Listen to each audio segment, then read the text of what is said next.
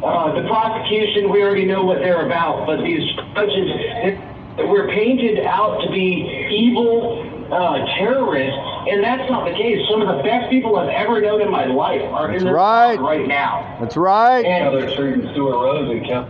Yeah. They did not they had absolutely zero. They weren't even accused of having any physical altercations that day. They were there helping cops.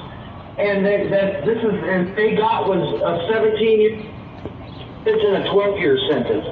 And and they're locked up in solitary. Yeah. This is our only entrance into our area at the J6 Vigil. This little spot. This police black car that is around and others is blocking half of our entrance and exit. The only one. While there's anarchists here. And actually there's only one anarchist here, but she's full-time DC anarchist.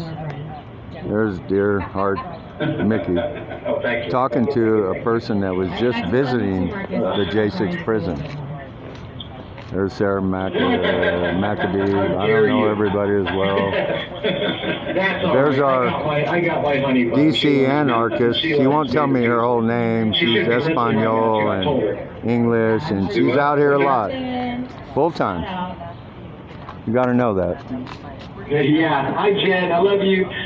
So what's this all about? All right. Well, I spewed all I wanted to say. I just wanted to say that, and.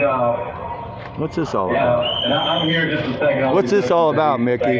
Just tell me quick. Well, look at it. I don't know. It looks like they're trying to block us out of the only opening they left us. Have they ever done this before in your whole 10, 11 months? No. Ridiculous. Look how close they are to that pole, though. They're blocking more than half of the exit. Look at the tire there. What's that? They did that purposely. You never know. They did it purposely. Looks like. God bless you, dear. Love you. They're walking into these cases with preconceived notions that are